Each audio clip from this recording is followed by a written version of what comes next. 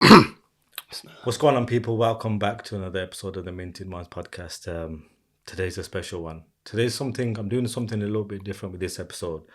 So I'm joined with two brothers that I know very well. Both been in the music industry and they've changed their ways.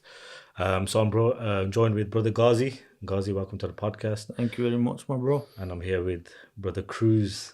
Yeah. Jazakallah for having me, brother. Lads, firstly, thanks for joining me on the podcast, man. So I think this is going to be just a normal conversation, casual conversation about the past, what it's been like, the struggles.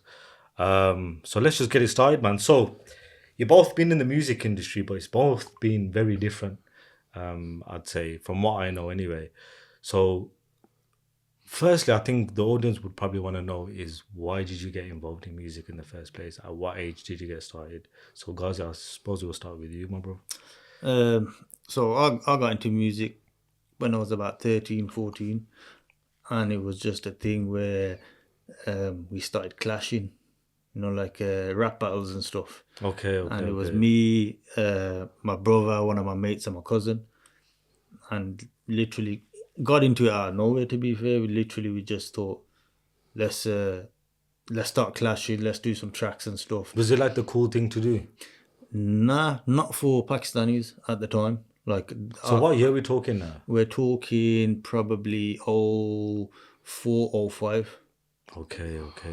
No, tell a lie. I'd say 05, 06. So it was a case of I was probably in year 9. Yeah. And literally I was in year 9, yeah. And some geezers basically heard that we rap and stuff, and he's gone and made a track and mentioned our names on it. So we were like, yeah, okay. Caught a bit of a boost and that. Went and recorded our own thing and we recorded at home on the PC, bro.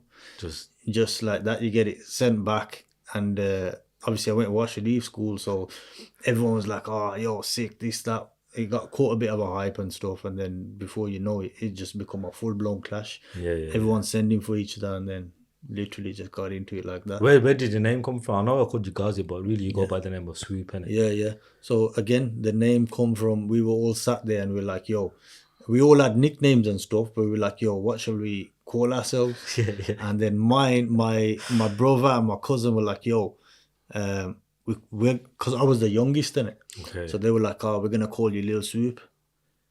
Okay. You just stuck. I know it, and I thought, yeah, safe. Let's just go with it.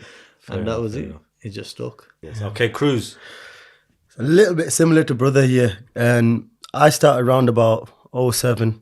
Sorry to cut you off. So Swoop, you started rapping in it, whereas you went into the So music, I went into singing. the singing side. So as a kid, I used to always get told I've got a really nice singing voice, and I was a very shy kid, so I never used to really get myself out there. But as a kid, I actually used to do nasheeds. I came from quite a strict family home, so I used to do nasheeds as a kid. Used to go to the mosques, met a lot of the big top nasheed artists, from Shabazz Mafridi, Rawest Qadri. I met quite a lot of big heads in the nasheed world, and then Karnia, I carried on, and then certain personal situations kind of got me off track. So when I got to round about year 9. So wait, how old were you at this point? So at this point, I was very young. I was about 8, 9, 10, 11. That period of my life was a very Islamic period of my life. So mum used to keep me on the straight and narrow. And then due to personal problems, I kind of went off the rails a little bit. So I went from a shy kid, got to around about year 9. And then I started listening to a lot of songs. Then I was exposed to music then. So I used to then start emulating different songs, started doing covers, and then I got noticed. So you went from doing nasheeds, coming from a strict background. Yeah. Something happened. Yeah. Yeah. And then you started going into the music. Exactly. Can we talk about what happened? That's personal, brother. Oh, very personal, yeah. Okay. So basically, when I got to about year 8, year 9, I started getting exposed to music a lot. I never really used to listen to much music when I was a kid. Yeah. Then I got exposed to it a lot because in the schools everybody used to listen to music. So then once getting exposed to it, I started doing covers, different songs, just doing little covers. And then there was a DJ who used to be in the music industry, or partway in the music industry, who's a couple of years older than me. And he said to me, mate, your voice is next level. And at that time, I didn't know how good I really was. I just thought, I'm all right. I can sing. Again, very shy kid. So I never used to kind of like even try put myself out there. When I was a kid and used to do nasheeds, it was my dad who used to like tell all the imams and we were right, my son's going to do nasheed. So from there, I just kind of must have been like a proud dad. Yeah, so I used to get kind of like dragged onto the main mic and start doing my thing.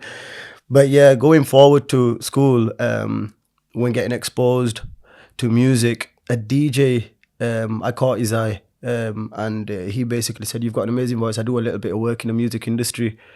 And from there, we started doing official YouTube covers. So then I went by the name Kazim. Oh, is it? So Kruze came later. Okay. And then Kazim came first. So it was kind of like a double Z. We'd put it opposite ways to get the triangle in the middle and cater towards the mainstream elite market.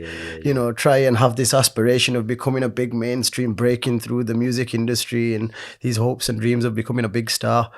And then when I started doing YouTube covers, a lot of the Asian sort of urban Punjabi scene, they started noticing me. So I started accumulating quite a lot of views on YouTube on that channel, which was Kazim Music at the time. And then from there, that's when I started getting exposed to the music industry. Crazy? You know, you both were in the music industry, yeah?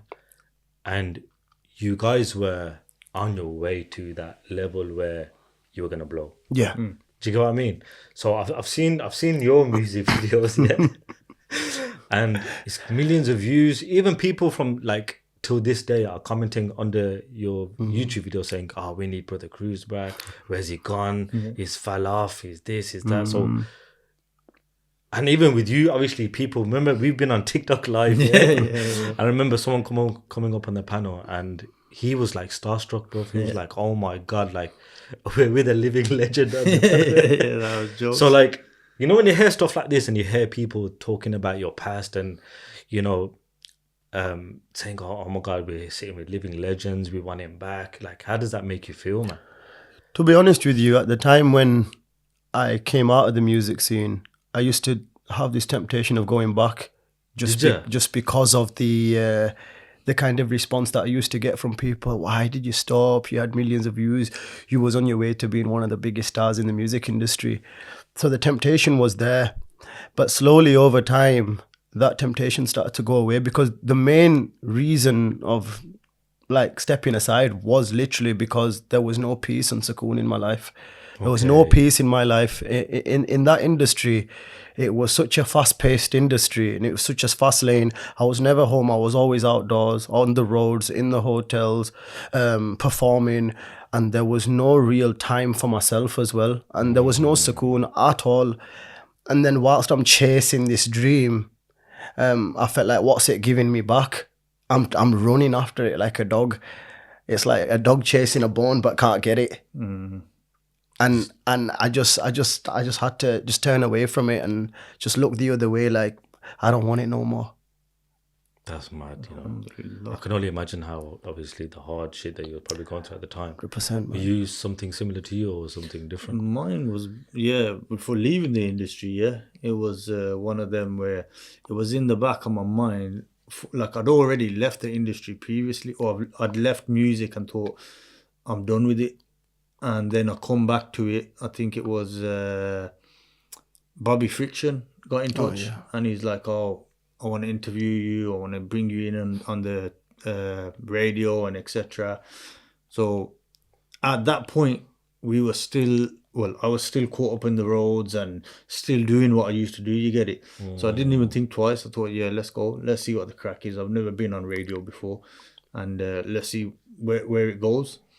But for the side of it where you're saying about like when people big you up and say, oh, you're a legend and this and that that never ever sunk in for me. Like I did it, you know, because you don't see yourself as I did it as a hobby.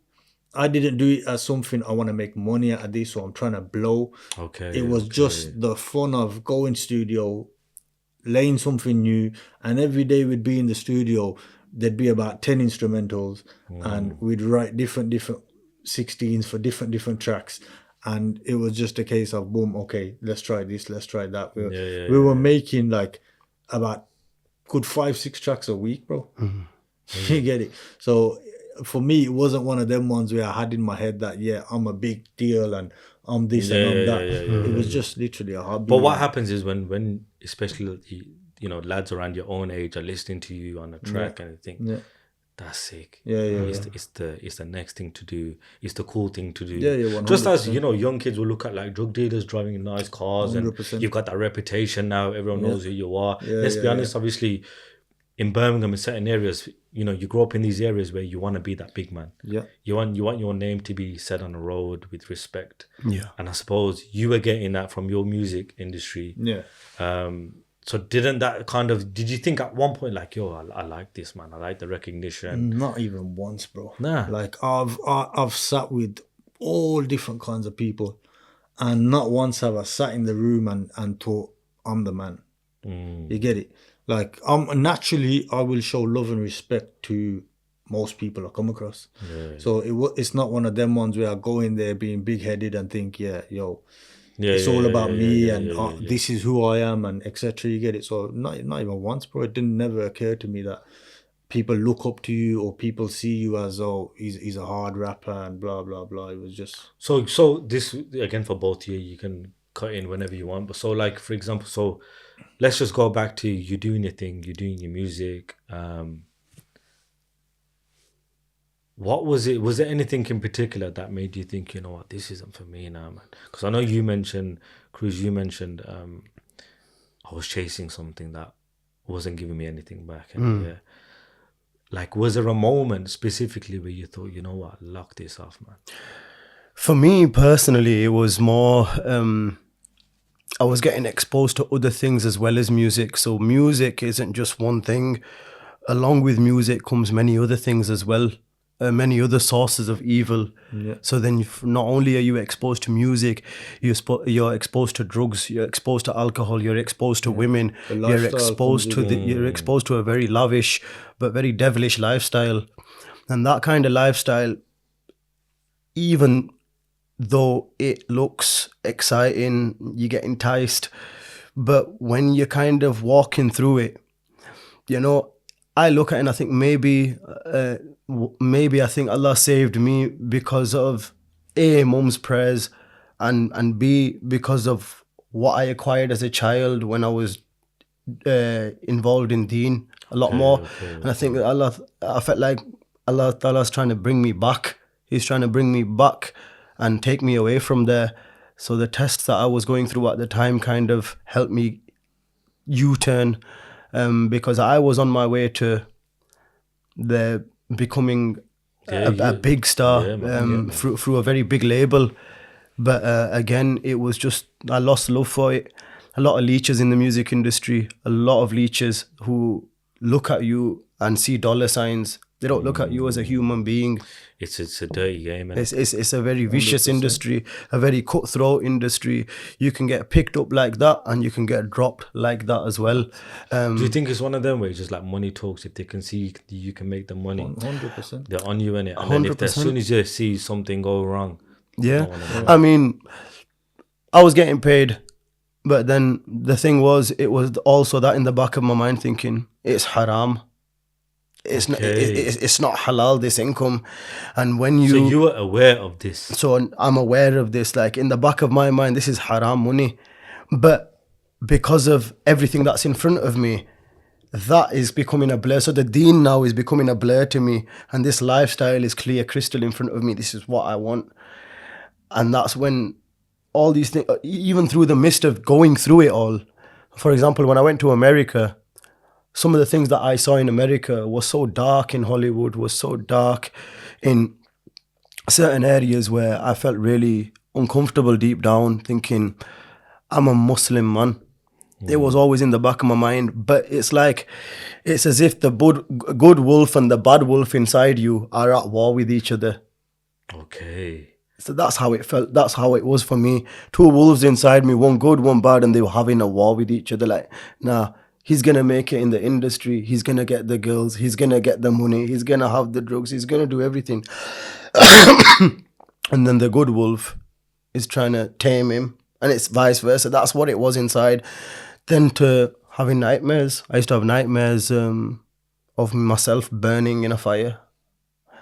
So when I seen those nightmares, it really shook me. Like, I know in the back of my mind, this is all haram. This is not allowed. Allah forbid this. And it takes for something for you to go back to your Creator. It always takes for 100%. something for you to go back to Him. And those that don't need anything to go back to their Creator, in my opinion, are very lucky, are very blessed. But it's very rare that happens. You have to have in your life something happen to you for you to understand and go back to your Creator and turn to Him. So for me, it was a number of things. So these nightmares, what I was seeing in the industry, it was dark, evil, vicious. It was very, very evil. No care in the world for your Creator. No care in the world for what religion you come from, your roots. The care, khatam, it goes. Yeah, but can't you see how man can get lost in this, innit? And they can. If you look at the music industry now, bro, how many mans are lost? Like, a lot of these brothers are behaving in certain ways and they're not about the life. Like, you got rappers that rap about certain things and don't live it. You got a lot of singers, singers that are actually nerds, bro. Yeah, you know what I mean. And 100%. It's the first time that they're coming across women and getting involved in this stuff, and then it's something new to them, so it's exciting to them. Yeah. But when you've been around that your whole life from young, it don't appeal to you no more. You think, yo, 100%. what am I doing? You get to a certain age and you think, what am I doing? I'm around the same stuff. I'm around the same idiots, and if anything, your music is creating more idiots. You get it? Because you're influencing people negatively without realizing it. People listen to your lyrics and listen to your music and think, yo, that's hard. I want to do something like that. So then they go and try it. And this music industry, most people are not cut out for it, bro. No. Even all these rappers, singers, most of them are not cut out for it at all, bro. They don't realize what they're getting themselves into. And I could probably speak for myself in terms of that wasn't what I was looking for. You get it?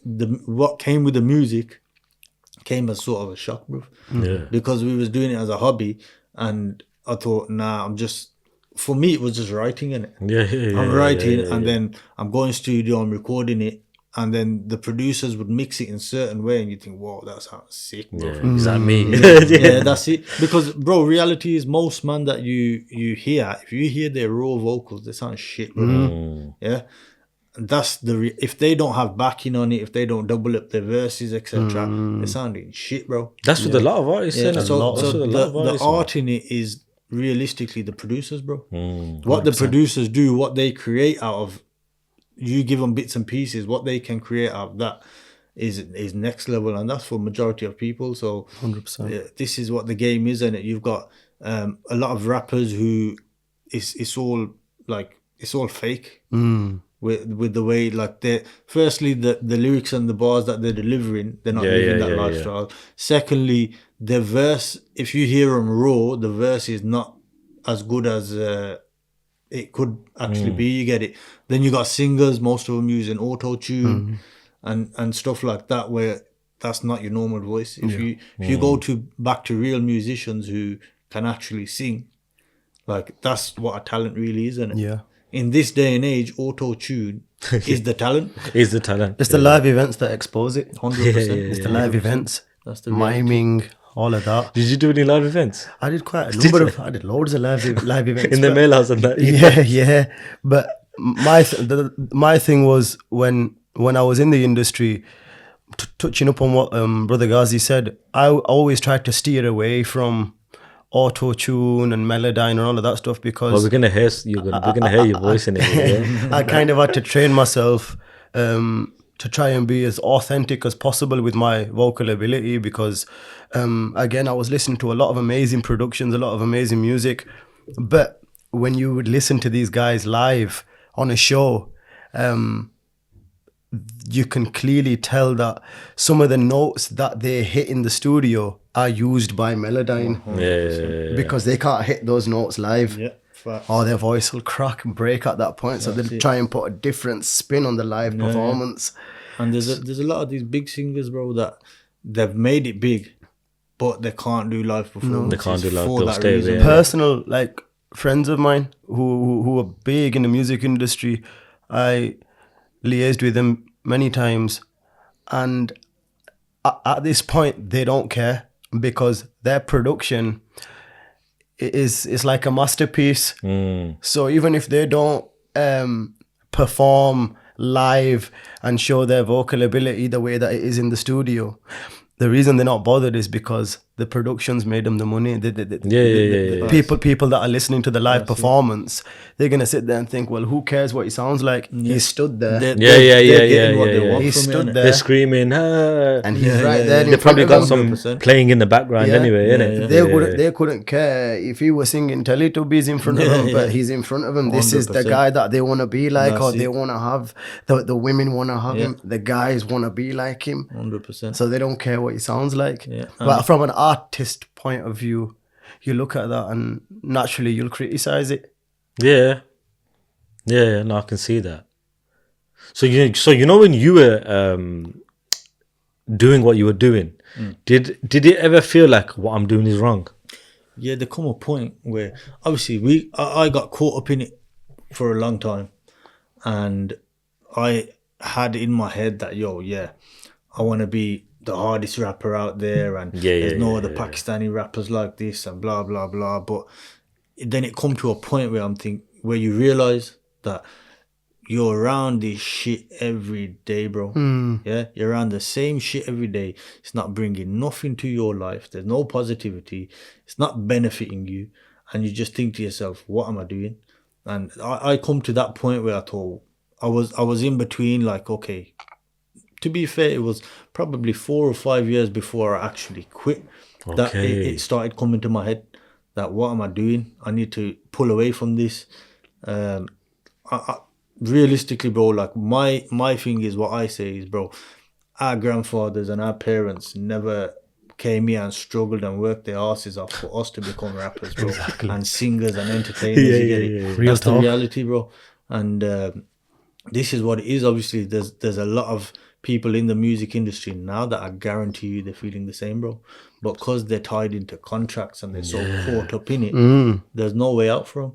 100%. It's the contracts. I had these issues myself at the time. The contracts, when they have certain stipulations inside the contracts, and you sign them out of excitement more than anything. Because a lot of the times, as young, aspiring artists, we look at the contracts and think, yeah, we'll be okay as long as we make it. It's a form of I've made it, innit? It's your first step that I've made it. I just got signed. Yeah. But that don't mean nothing. If you look at it was NWA. Yeah. A lot of people have probably seen the movie. When they signed their first contract, they basically signed their lives away. Signed their lives away, For literally. 70 grand. But for someone that's coming from nothing, 70 grand is a lot. But when they realize, our music is making millions, bro, and all we're seeing is 70 grand, and we gotta basically work for free until our contract's done for the next 10 years or so. And we have to do X amount of gigs for the label to make all that money before you even see a percentage. Yeah. That's what these labels hated social media, innit? Because when social media started to come, a lot of people realized, you know what, I don't need a label You don't now. need them, yeah. Because if my music is good enough, It'll pop off. it will pop off on social media. You can innit? put something awful on TikTok these days, bro. You can sit in the bloody bathroom, record 4 bars, put a beat behind it, and it will go viral on TikTok. So But that's social media for you. That's though, innit? social media. And That's I the think with power. social media is, if it's catchy, it will stick, man. 100%. Yeah. It doesn't matter how good it is, no matter how much thought's been gone into the lyrics or anything like that. Yeah. It's the same with content anyway. Bruv, if I was to now start jumping up and start shaking myself and start acting like an idiot, bruv, this will go viral. You'll get noticed. But if we're going to sit here, you dropping gems and we're going to have a good conversation, we won't even get half of what we could have done. People won't want to 100%. listen to it. People, And these are what the signs of the last hour. 100%. In my opinion, that irrelevant things will become popular and relevant things will become irrelevant. Yes. And this is for me and Brother Kruze. This is what it all comes down to, bro. It's your deen. And another thing, I always, alhamdulillah, always had Iman in me. Whether it was a drop of Iman or whatever, I always had Iman in me. So I always thought Allah's watching. Where am I going with this? What am I doing with this? But at the same time, because you're so caught up in the life and you've got nobody telling you any better, so you just carry on with it. And when you're young, you make stupid decisions. Yeah. But at the same time, I wouldn't say I regret anything either. 100%. Because the man I am today is because of all the decisions I made, bro. You 100%. make stupid decisions, you experience different things, and it basically makes you who you are. 100%. So, alhamdulillah. And the thing is, the thing in the music industry as well is, you get to understand snakes, genuine people who are there just for your money, people who are there just to make it off you when you become famous. You recognize all these things actually when you come out. When you come out of it, you understand that it was all just one big facade. And when I stopped, I'd have a lot of people say to me, why did you stop? Why did you do this? Why did you do that? But where were those people when I was struggling, when I was grafting my way in the industry? Where were they? Were they with me? But only when I stopped. Why didn't you carry on? You should have carried on. And these are the people that need to understand that the reason I stopped was so that they stop sinning as well by listening to my stuff. Because there's no inspiration in singing about women and dancing with women and breaking through an urban Asian industry where for me it's headless chickens running around everywhere trying to make it. The more I'm listening to you boys, yeah, I know the audience is going to be thinking, yo, we need a podcast on you individually, man. Yeah. Because, you both got your own story. And Yeah, of course. Because I was thinking, it's going to be one of them where you can both relate. Yeah. I know you can both relate, but you've also got your own story. So 100%. I think ultimately what we'll do is we'll have to do like a individual podcast, talk about Inshallah, your no own problem. journeys Inshallah. and the struggles, and we can kind of dig deep into that. Yeah. Okay, so while you were doing the music thing, yeah, like, did your family ever say anything like, what are you doing? But they're like, yo, you won money, you gone from nasheeds and you're doing this, and for you, bro, it's like, yo, what's this you're rapping about? So in the very beginning, I kind of went off the rails, and when I went off the rails, it was one of those things where there's no telling him anymore. Like, there's no Like telling him. up. Yeah, so there's no point telling him. Let him go through it and see how he comes out. See what the results are.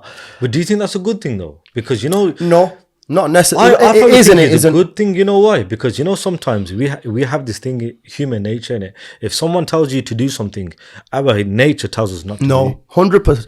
So if someone was to grab you saying no, you can't do it. Yeah. You're gonna think, nah, I'm gonna do it. Yeah, it's part of growing up. It's part of stubbornness. Growing up, we think we're on top of the world, that we can do whatever we like. The world is our oyster. Especially at that age as well. Especially at that age, because in your teens, growing up, naturally you're trying to not just prove to other people, you're trying to prove something to yourself. Like you live in denial. You have this doubt in your own mind about yourself that you want to prove wrong. And I used to look at it like this. Okay, as a kid, when I went off the rails, I thought, okay, I've done a few nasheeds, I'm growing up, life's been tough, it's not made me any money. Right? Yeah. Let's be real. Right. When you're young, that's what Because you have that mentality. You think, okay, It's all money. As you're growing up, your families kind of throw you into the masjids, they throw you into education. So it's not by choice, it's by default. You grow up, your family say you're going to go to school, from school you're going to go to mosque, you're going to go to mosque, you're going to get your ass whooped by the mulvi. Yeah, facts. Right? If you get yourself wrong. It's happened. I ain't even gonna go into that. And you know situation. what? I think all three of us in this room have had our fair share of beatings in the masjid, because we're all similar age, right? So we've seen it. We've seen it firsthand. And then because of that as well, you kind of, as you get older, you steer away from it. Naturally, you think, you know what? I've just been dobbed into this world of Islamic education. I don't know what I'm doing. I don't know why I'm doing it. I'm just doing it because my family asked me to do it. And then when you start to become a bit noticed in your schools and you have a certain talent, like for example with Brother Ghazi, talent as a rapper, mine, talent as a singer, then what happens is you slowly start to your personality starts getting a bit warped, in the sense where you want to prove something now that people have noticed so that you've got this talent. I'm a singer now, so I have to act like a singer. I have to now conduct myself like, I have to portray myself. I have to try and have this image, and it's all a facade. As you get older, you realize it's all a facade. Nobody really cares. It's within the moment. You go into these concerts, you've got hundreds, thousands of people watching you, and really and truly you think to yourself, as you deep it, you think, I'm sinning, they're sinning, and their sins are on my head. And that's always at the back of your head. And that's always in the back of your mind. When you're like kind of intoxicated, you don't care. Yeah. You don't think about that. You just think, yes, I'm doing my thing, and I'm gonna be the best at what I do. But when it comes to reality, when reality hits you in the face, you think, why did I do it? Why am I doing it? What am I getting out of it? Who really cares about me? Do they care about me? Do they know what the struggles I'm going through? Do they know why I'm doing it? What I've experienced in life to try and do this? And then as you get older and older and older, it just becomes more and more clearer to you that, you know what, this kind of industry isn't for the Muslim people. As a Muslim, it's not for you, because it's taking you away from Allah, completely away from Him, to a point where, you know, somebody once said in a bayan, if you love to meet Allah, Allah loves to meet you. If you hate to meet Allah, Allah hates to meet you. And when you're in the music industry like that, believe you me, there comes a point where you don't want to meet Allah. It's like you're dancing with the devil without even realizing it. Yeah, that's why a lot of the top artists, and they get to a certain level, and it is you're selling your soul in it. Yeah. And it's not a case of it's not as simple as I'm signing a contract to say, here, have my soul. It's a case of go against everything you believe in it. Yeah, literally. Like you've got these if you look at Hollywood now, yeah, you got these top actors, yeah, that have every single one of them, their breakthrough movies or the first 4 or 5 movies, they're wearing dresses. They're dressing like women. They're having to put makeup on. They're having to act a certain way and say certain lines. And if you pick up on this stuff, you realize how deep it actually is. 100%. So that's known as the humiliation ritual. Ritual, exactly that. And every single one of them goes through this, bro. And it's the same with the musicians, bro. You look at Lady Gaga. Man. Look at the state of this woman, bro. And people listen to the music thinking, oh, normal. Before you know it, there's 1-2 things that, like girls colouring their hair and stuff like that. There's some satanic stuff going on in the videos as well. And it starts with children. Yes. The young girls. The parents will buy them a doll. Yeah. With blonde hair. They'll have all this alterations done to them. They'll say, I want to change her hair pink now. And it's literally, I just touching up on what Brother Ghazi said in regards to the humiliation ritual. It's like, it's an exchange, isn't it? So they want you to go against your morals. No, but I'm just thinking here. So imagine, I'm working, I'm trying to become an artist. And I suppose these people are desperate in it because look, they've not been able to. They'll probably get to a point where I know I'm good enough, but I'm not making enough money so I can do this full time. And then someone gives them an opportunity, but then you have to go against everything that you believe in. You know what the thing is? If you look at any industry, even your normal working class people, bro, that do a 9 to 5, how many of them would sell themselves to get a promotion? Absolutely. How many of them will go against their principles and their morals to get higher in life? Yeah, it all comes down to the same thing. 100%. They all want to live the same lifestyle and, I want this and I want that. And what do I have to do to get there? 100%. People will sell out their own bloody moms and dads, bro. No, you're right, man. you're like an object in the music industry. You're like an object, and that's how I've looked at it. Well, when I was signed to a major label, it was on a small scale, but they control everything to your image, to what they want your music to sound like. And what about if you disagree with them? Then they've got you where they want you. They'll pull out the contract and say, well, we own your stuff. We own what you make, and we release it. We control what you do. We control we what finance it. Yeah. We're the ones that are putting the money down, so we decide what we're gonna do. If you don't want to do something, you have to kind of be aggressive and assertive and tell them, well, I ain't doing this. And then you'll say to them, if I ain't doing it, what are you gonna release? And then they'll compromise with you. So it's a it's a ruthless industry, man. Lose-lose situation. A lose-lose situation, yeah. Reality, because they'll control the way you dress to that point. They'll tell you what you're gonna wear in the music video. Yeah. When you're signed, it's a different ball game. Obviously, Brother Ghazi was independent, wasn't signed to anybody, did everything the way he wanted to, which was a plus for him. With myself, there was restrictions, there were stipulations, and it becomes very difficult then, because when you're signed and the stipulations, then you're very limited to your own choice, and then that in itself slowly starts to take your confidence away, because the whole reason they wanted to sign you is because they love your content. But once they've got you, then they want to change your content into the way they want it. They're just looking at money, bro. That's it. Money. Forget what you are passionate about, what type of music you want to do. They're probably seeing something in you, be like, you know what, we can manipulate that, and just turn it into a money making machine up until it doesn't. And then once it doesn't, they see the talent, and they know, we can do this with it. Yeah. And we can make it however we want it to be, put our own message across through it, and they're just using you for their own purposes. And as Asians, we probably met similar people in the music industry. So many labels, from Surinder Rattan, Roach Killer wanted to do my first ever song, which was Hottest in the Hood at the time. Went to visit them. It was just, everybody wants to work with you, but everybody wants a contract in place 100%. that's beneficial to themselves. Yeah. And I was a young kid at the time. I was young, dumb, naive, excited, controlled by another label at the time as well, because I signed a contract with them.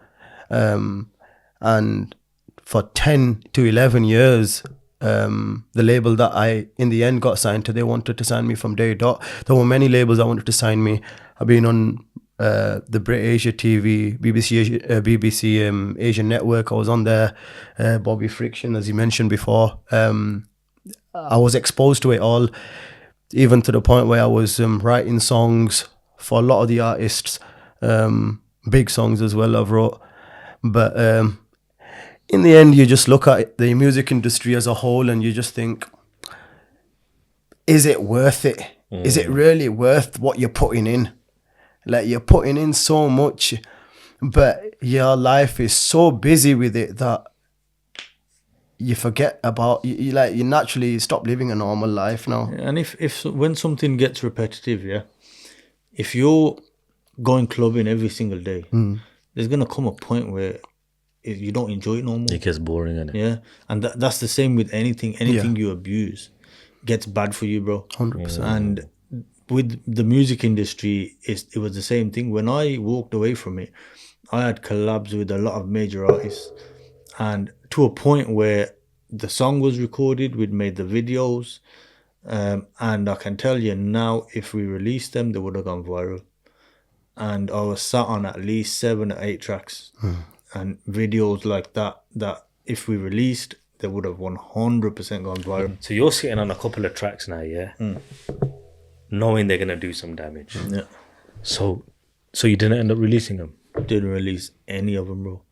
And it come down to, we had the videos finalized, we had everything set up, we had dates, etc. We're gonna release it here, and a month prior to that, I was the one pushing to, I want to release this at this date. I want to release this at this date. I'm going studio with so and so, etc. You get it? So it was a case of everything was set. in stone. And then I woke up one day and I thought, you know what, love it. I don't even want to do this shit no more, and I need to get myself away from it. And a lot of people said to me, yo, think about it, etc.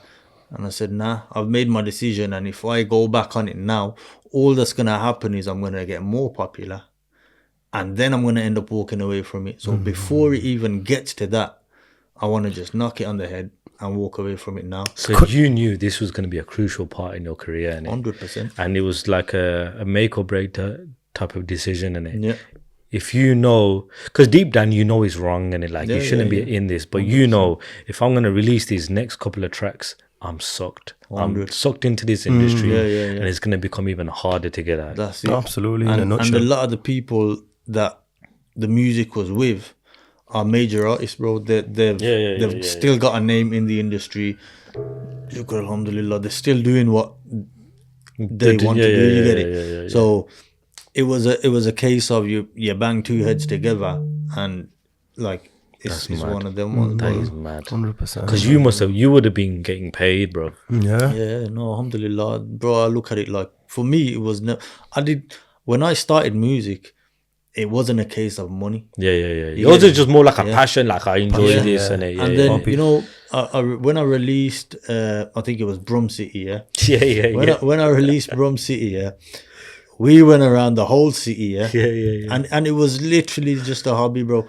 We went around the whole city, and we had different lads in different areas, and we recorded in nearly every single area, bro. And I still see your TikTok videos. And I hate it, bro. I'll be honest with you. Like, majority of my videos I've got taken down. The ones that are still up, Troublesome is still up. I've messaged GRM Daily to take that down. I'm waiting on them. And then the rest have been put up by fans. Random. So they've just put the video up on their page and left it there. So that I can't control. But my thing is, bro, I've made my public tawbah, bro. 100%. And I can't control, and it is a bit sad in a sense that you don't control where your videos are, who's putting it up. People are always going to be people. They're always going to do what suits them, and you know what I mean. So, but I can only make the effort from my side to get rid of my content and stop doing it completely. So I don't promote my music anymore. I don't push it. I don't say to someone, yo, go listen to this and go listen to that. So it's I can only do what I can do. The rest of it is not in my control, innit? 100%. I know you've got a few videos up as well. It's not been an easy road. I mean, I've got about 70, 80 unreleased written songs that a lot of artists wanted as well at the time when I left the music business. But I thought, well, what's the point of giving that to them? Because I'm still sinning. I'm still sinning. And these were 70, 80 unreleased written songs that I had that many. I could pick and choose which one I know is gonna bang, it's gonna blow. Blazing Heat, Who You Are, these songs, they wasn't even in my top 10. And that's when I realized, okay, well, I've got these ones here. If these come out, I know where it's going. You know, coming to think of it, you know, when you were doing the music and the type of music you were doing it at the perfect time, you know? Yeah. Like, that's when that type of music was like... That's when the Imran Khan... It was even before Sama Blake and these... before these guys, So it was like... The first person to actually blow from it was obviously Imran Khan. So if he carried on with it, he would have... 100%. My first ever show back in 2008 or 9 was supposed to be with Imran Khan when we were both pretty much up and coming. And because of a lot of protests that were going on at the time with the National Front at the time, BNP, there were protests at the venue. So we were told not to go. And if we did go, we probably would have got our heads caved in by so many of them because there were loads of people there. But then we ended up doing a gig, fast forward 2011 in Manchester. And at the time, Imran Khan was managed by Yas Official. And this guy, good brother, had his eye on me for a while, really wanted me under his wing. The thing for me was at that point, because of the kind of experience that I had with record labels, I lost faith and I lost trust in record companies, really lost faith in them. And that's when, years later, VIP Records, they came and they gave me a deal that I couldn't refuse. Because even at that point, I was kind of like, I had my own record company, Kruze Records. Yeah. I released my own music video from there, and I thought that's going to pop off. But VIP Records came in and gave me a deal that I couldn't refuse. And then, just like Brother Ghazi, I kind of quit whilst I was ahead. And knew, okay, I think that's important. I think that was like the key, I think. Yeah. That you kind of made that decision. Because I think what's interesting is you both, while you were doing it, in the back of your head, you're thinking, this isn't me. Like, I can't see myself doing this for the wrong reasons or whatever, which is interesting. But you know what? You know, the more I'm listening, I'm thinking I could ask you so many questions, yeah? So I think, inshallah, if you want to see like an individual podcast with Swoop and Brother Kruze, let us know in the comments. But before we kind of wrap up, because it's interesting because you both are still using your talents in it, but in a different way. Yeah? I think I find that really interesting because you've not let whatever you've got a talent in go completely in it. You've used it for a good reason, for a good purpose. So I think we should showcase a little bit of the talent. Go ahead, Kruze. I think we should start with some gems. Let's start with some real bombs. So brother Swoop, he does some spoken word. He's got a message, very it's one of them where you have to listen closely, and I've heard him a few times. Inspiring. So bro, whenever you're ready, man. Okay, just if I go on too long, just bro, do your thing, man. Do your thing. You might want to make me drop a sweet 16. So this one is it was originally over music. It was called a Storyteller. Okay. And at the time, it was on JDZ Media. That channel was popping at the time. And people were coming on and telling their own individual stories. Okay. I thought, you know what, I want to put a twist on this. So this was probably 2012, 2013 when I wrote this. I've got a lot of new stuff that nobody's heard. How is it? You get it? But for me, this was, obviously it's hard hitting. So it's called The Storyteller, and it's about the realities of what's actually going on around the world. You get it? So I like it, man. I like it. It goes something like, because I've been doing all my research, feel like I've been cursed, kind of got lost, this my rebirth, many men have seen dirt, and the Queen had us boxed, but it's still free Palestine written on my t-shirt. Could it ever be worse? They only fire back, could it been hurt? If man came brum, wouldn't you let the heat burst? Saying that the terrorists, they don't know what terror is.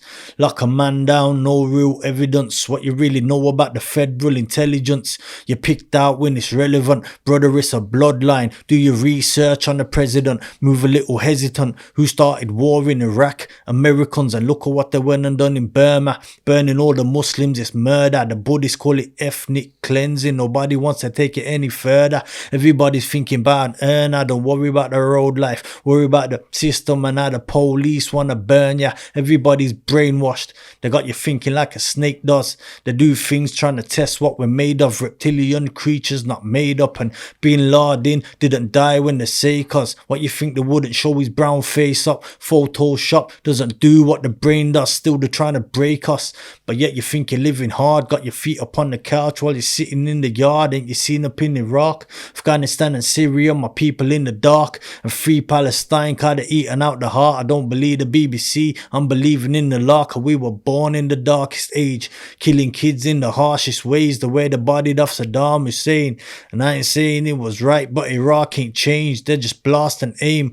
Took the oil and they start again. Got my heart in pain. Clued on, I got the smartest brain. And the government ain't after change. It's pretty hard to take. These cartoons on your TV, the target brains. Your little kids are getting programmed. Everybody's growing up a road, man. Girls want a hobby, got 2 or 3 guys on the phone, fam. Everything's a joke, man. Cause Netanyahu is doing what Hitler done, but to the Muslims, so everybody's bit the tongue. Brainwash, you're dumb, you speak up, you're gone. I got the dean in my veins, I know right from wrong. Jeez. Real talk. Real Go talk. on. You know Real what? talk. I'll rate that, man. There's some proper good meaning, some good message, man. Mashallah, man. Keep it up, bro. But the Kruze.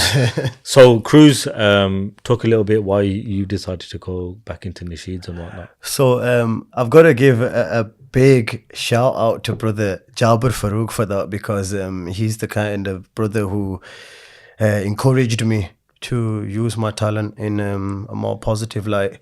And prior to him, a couple of other brothers as well. I was never really a social media guy. Never really been on social media, even when the labels had like Twitter, Instagram, all of that. I never had the logins, the usernames, the passwords. But TikTok, I kind of was kind of forced to, in a way, to make TikTok to kind of, make up for all the wrong in the music. So brother Jabir Farouk from Brum City as well. Pick up the brother, yeah, this brother, amazing brother. And during Ramadan, we did the melodies of Ramadan. Kind of invented that for the people, and thanks to that brother, I kind of thought, you know what, I'll start using my talent in a more positive light. Praise of the Prophet, praise of our Creator. There's nothing more beautiful than using your talent to praise our Nabi Sallallahu Alaihi Wasallam and our Creator. I mean, that's what really it's about when you've got vocal ability. So that's kind of what kind of put me on this track, as well as a lot of other things. But yeah, Kruze, I think the people want to hear it now. Inshallah, we'll do a little nasheed for everybody. Yeah, wicked. Whenever you're ready, bro.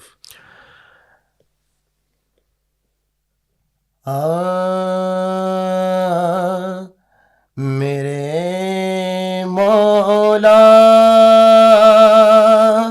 tera sani nahi sare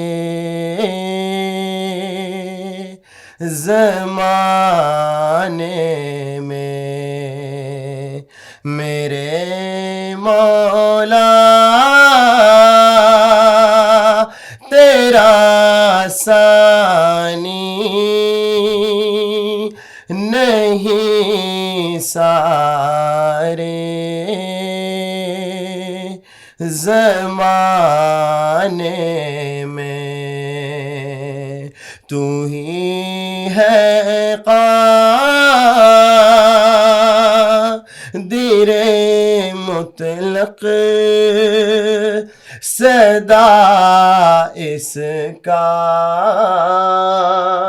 رخانے میں نہ تجھ کو اونگ آتی ہے نہ تجھ کو نیند آتی ہے نہ تجھ کو اونگ آتی ہے نہ تجھ کو نیند آتی ہے پھر بھی مرضی تیری ساری دنیا کو سلانے میں میرے مولا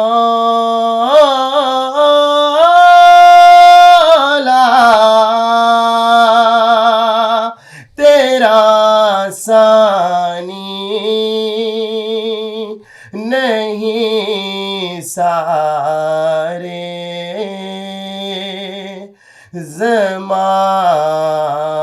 زمانے میں. No auto-tune business. If you know, you know. Yo, that was mashallah. Beautiful voice, man. Beautiful voice, man. Guys, thanks for your time today, man. Again, I've got so many questions, but I think I'm gonna save that for like a one-on-one with both of you, inshallah. So if you guys can make time again, people, if you want to see that happen, make sure you let us know in the comments. Up until next time, peace. Even if you don't want to see it happen, it's gonna happen. It's gonna. It's gonna happen.